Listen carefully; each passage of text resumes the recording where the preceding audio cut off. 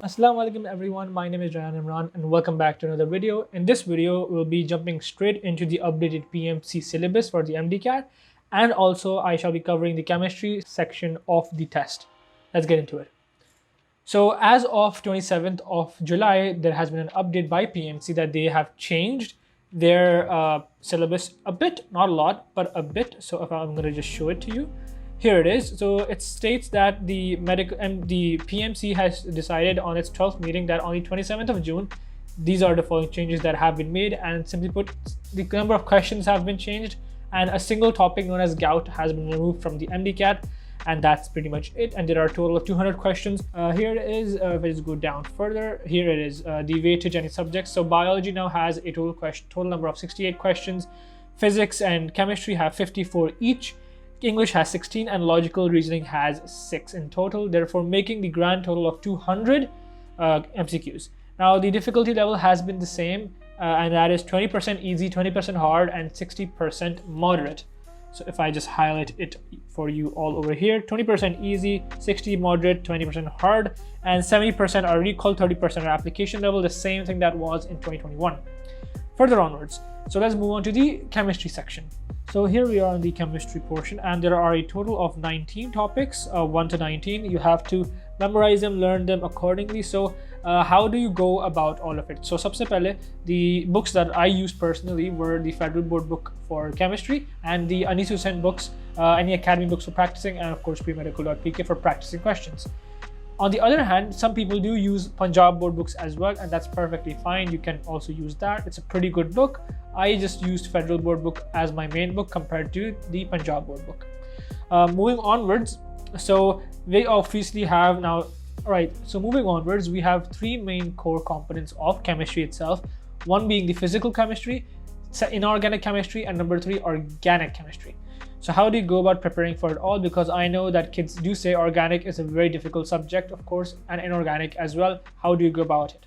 So how do you go about practicing for physical chemistry? So physical chemistry is all about concepts. So concepts have to be built. Ratta kuch nahi ho sakta. You cannot cram it into your heads. There is no way in hell that you can do that. The only thing you can do is make concepts. Okay? So again, how, for example, there are physical chemistry reaction of distillation, electrochemistry. All of those are concept based. Of course, anions, cations, anodes, cathodes. You can find a lot of different acronyms to remember some of this stuff. But of course, at the end of the day, it's making concepts and then it's applying to questions. Concepts karenge, aap questions banayenge, questions ko karenge. You can do questions from either your practice books from, I don't know, steps, ho sakta hai, KIPS, or Anis Hussain. It can be premedical.pk by medangle.pk.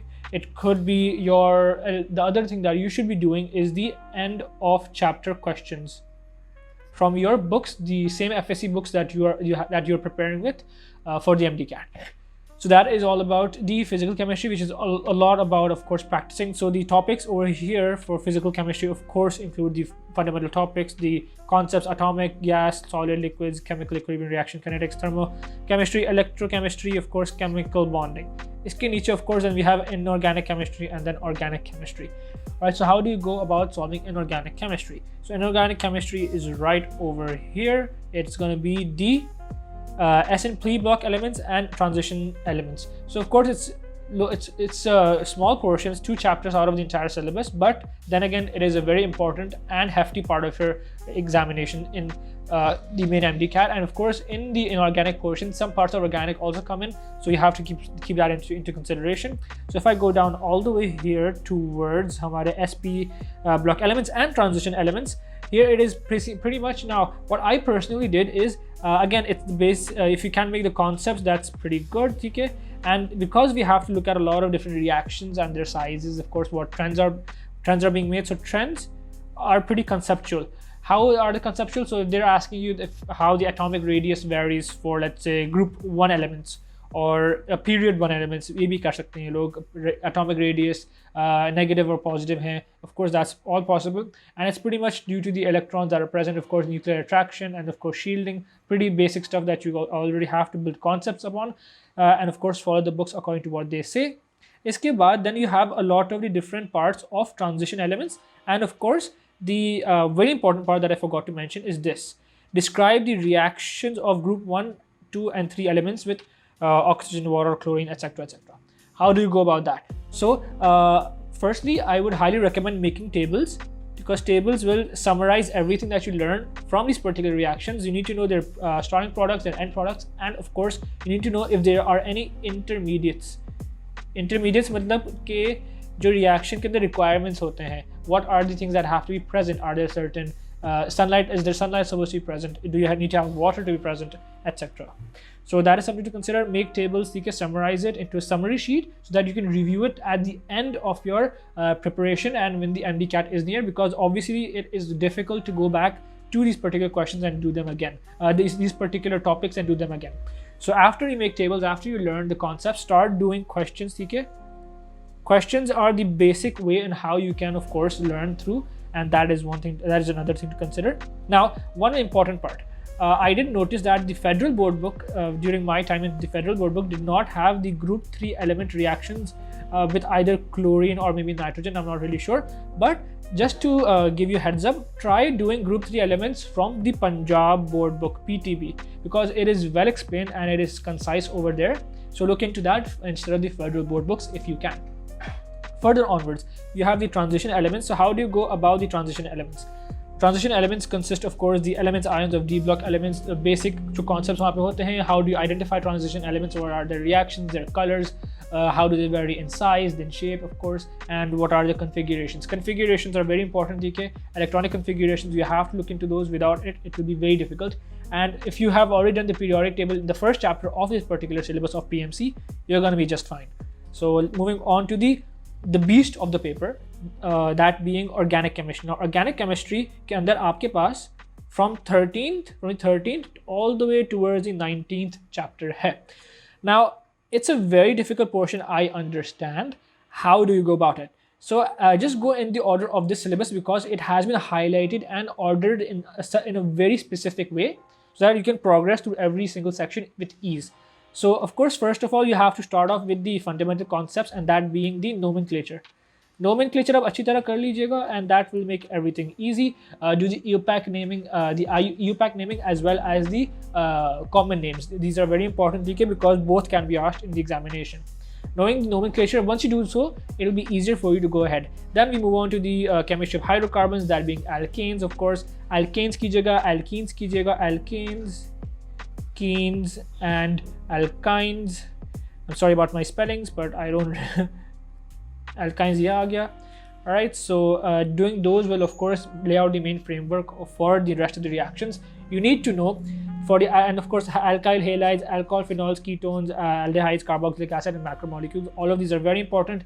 Again, concepts are very important. You don't need to rectify everything. You don't need to cram everything. And how would you build concepts? So let's say there's a concept on halogenation. What does halogenation mean? इसका मतलब ये होता है आपको ये organic compound को halogen add करोगे, halogen add करेंगी तो it's gonna produce a halogeno alkane, alkyl halide. That is something to look into. Similarly, you have hydrogenation, hydration, decarboxylation, carboxylation. All of these reactions, उनके नाम में ही लिखा होता है कि क्या होना चाहिए. इसके अलावा you need to know the different intermediates again. The intermediates, ठीक है, and then intermediates के अलावा, if for example SN1 SN2 reactions के mechanisms होते हैं, इसमें intermediate क्या क्या, sunlight, water, whatever it might be. And speaking about SN1 and SN2 mechanisms, it would be better to have an overview of the mechanisms. Overview of the mechanisms will allow you to build your concept even further so that you do not forget it in the examination. And again, this will help you at the end. Although it's not necessary to do the mechanisms, it is better to do it ताकि आपको याद रहे, and sometimes it might just pop up in the examination as well. Although in my year it did not, I would not recommend staying on the fact कि आप avoid करें. It's better to be over prepared than under prepared. Just remember that. इसके अलावा then we go on to the main alcohols, phenols, aldehydes, carboxylic acids, macromolecules. All of these have this exact same concept. ठीक है, do their concept build करें, read करें book को. After you're done reading, find out what the intermediates are, do an overview of the mechanisms, and then do questions. Questions are very important. ठीक है, questions के बगैर, again I cannot emphasize, no matter where you do it from, make sure that you are using authentic sources, ठीक है, and do those, and that's going to become easier for you. So that is regarding the chemistry portion. I would also recommend at the end, ठीक है, if you have time left, or even if you're making notes, ठीक है, very important part, if you're making notes, do so for inorganic chemistry. Inorganic के लिए बहुत ज़रूरी है, so that everything can be remembered. You have to make your own tables, आपको याद रहेगा. Similarly, if you have the time, make summary sheets, ठीक है, summary sheets for these particular organic, inorganic and physical chemistry. Physical chemistry नाम ही करे तो मसला है, but inorganic and organic के लिए ज़रूर कीजिएगा. Now, that part is done, ठीक है. And of course, at the end of the day, you have to start in organic chemistry. You have to start linking. Links बनाएंगे तो एक mind map बनाएंगे अगर आप. That will of course enable you to see the chessboard. आपको सही तरह नजर आएगा. Chemistry का chessboard आपके सामने होगा. दरअसल अच्छा ये इधर से लिंक हो इस रिएक्शन हैलोजिनेशन का जो इंटरमीडिएट है वो दूसरी रिएक्शन का कनेक्ट करता है, या अल्काइलेशन के लिए भी ऐसा ही होता है, ऑक्सीजनेशन, डी कार्बोक्सिलेशन जो भी हो, etcetera etcetera. You need to make links. So make a mind map or a summary sheet, and that is all for the chemistry portion. So guys, I hope you enjoyed this video, and if you did, make sure to leave a like down below, and of course share this video with your friends and family so they can also benefit from this knowledge. And that will be it, guys, and hope to see you soon, inshallah. Allah Hafiz.